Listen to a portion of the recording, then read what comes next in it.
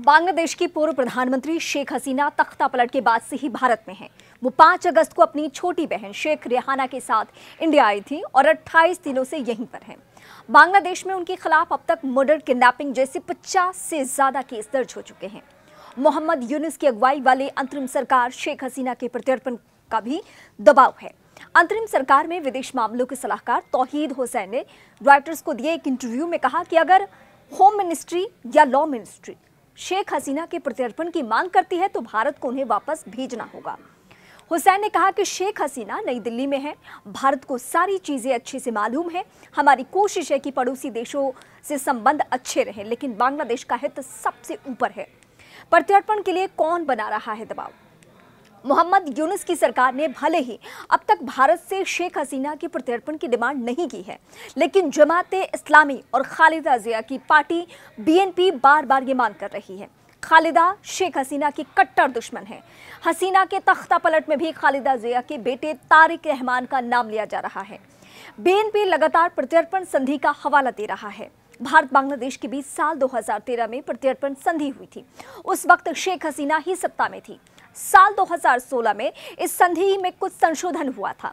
संधि के मुताबिक दोनों देश ऐसे व्यक्तियों को प्रत्यर्पण करेंगे जिनके खिलाफ किसी अदालत में मुकदमा चल रहा हो या उसे दोषी ठहरा दिया गया हो। इस ग्राउंड पर अगर बांग्लादेश शेख हसीना के प्रत्यर्पण की मांग करता है तो वो वैलिड नजर आएगा। हालांकि संधि में कई शर्तें भी हैं जिनके आधार पर दोनों देश किसी के प्रत्यर्पण से इनकार नहीं कर सकते। उदाहरण के तौर पर अगर किसी व्यक्ति के ऊपर राजनीतिक नेचर का आरोप हो तो प्रत्यर्पण से मना किया जा सकता है। संधि में यह भी कहा गया है कि अगर किसी के खिलाफ कोई आरोप न्यायिक प्रक्रिया के हित में ना हो तो भी प्रत्यर्पण की मांग ठुकराई जा सकती है। भारत इस आधार पर हसीना को वापस भेजने से मना कर सकता है। क्या शेख हसीना का पासपोर्ट बनेगा मुसीबत? ये भी सवाल आपके जहन में है, उसका जवाब भी इस वीडियो के जरिए। शेख हसीना के मामले में असली पेच उनका पासपोर्ट है।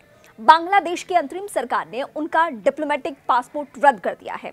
भारत की वीजा नीति के मुताबिक डिप्लोमेटिक पासपोर्ट होल्ड करने वाले कोई भी शख्स यहां बगैर वीजा के 45 दिन रुक सकता है। शेख हसीना को भारत आए हुए 28 दिन हो चुके हैं और 12 दिन ही सिर्फ और बचे हैं। भारत ने उन्हें अभी तक राजनीतिक शरण में भी नहीं लिया है।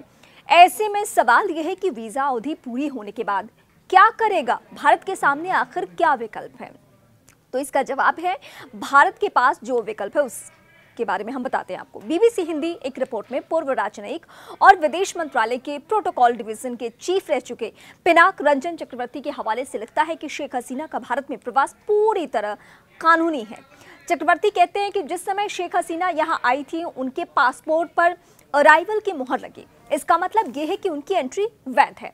अब अगर अराइवल की मुहर के बाद उनका देश पासपोर्ट रद्द कर देता है तो भी भारत को कोई इससे फर्क नहीं पड़ेगा। चक्रवर्ती ये भी कहते हैं कि शेख हसीना सामान्य पासपोर्ट के लिए अप्लाई कर सकती हैं और अगर बांग्लादेश उनका एप्लीकेशन खारिज कर देता है तो भी भारतीय कानून के मुताबिक उनका यहाँ प्रवास लीगल ही माना जाएगा। क्यों शेख हसीना के लिए सॉफ्ट कॉर्नर? अंतरिम सरकार के फॉरेन अफेयर्स एडवाइजर तौहीद हुसैन ने दावा किया है कि अंतरिम सरकार के प्रमुख मोहम्मद यूनुस भारत के रुख से खुश नहीं हैं। भारतीय हाई कमिश्नर के इस बारे में अवगत करा दिया गया है, जानकारी दे दी गई है। ऐसे में सवाल ये है कि क्या भारत शेख हसीना के लिए बांग्लादेश की अंतरिम सरकार को नाराज करना चाहेगा? भारत के लिए बांग्लादेश से अच्छे संबंध जरूरी है। दोनों देश करीब 4000 किलोमीटर की सीमा साझा करते हैं, खासकर पूर्वोत्तर में जहां लंबे समय तक अशांति थी और अब जाकर शांति बहाल हो पाई है। कूटनीतिक जानकार ये भी कहते हैं कि खालिदा और जमाते इस्लामी फैक्टर की वजह से अंतरिम सरकार से भारत के संबंध अच्छे हो इस बात की गारंटी नहीं है। खालिदा जिया के दौर में पूर्वोत्तर में अलगाववाद को बढ़ावा मिला। बांग्लादेश की धरती से भारत विरोधी काम हुए हैं। दूसरी ओर शेख हसीना के साथ भारत के संबंध बहुत मधुर रहे हैं। उनकी सरकार में दोनों देशों के रिश्ते बेहतर हुए, बॉर्डर पर स्टेबिलिटी आई, पूर्वोत्तर में हिंसा पर भी रोक लगी, व्यापार भी बढ़ा। एक तरीके से भारत ने शेख हसीना में इन्वेस्ट किया है। हसीना को भले ही अभी कुर्सी छोड़नी पड़ी, लेकिन उनकी पार्टी अवामी लीग पूरी तरह खत्म नहीं हुई है। बांग्लादेश में उनके चाहने वाले अभी भी हैं और शेख हसीना की अगली पीढ़ी भी है जो उनकी राजनीतिक विरासत को आगे ले जा सकती है।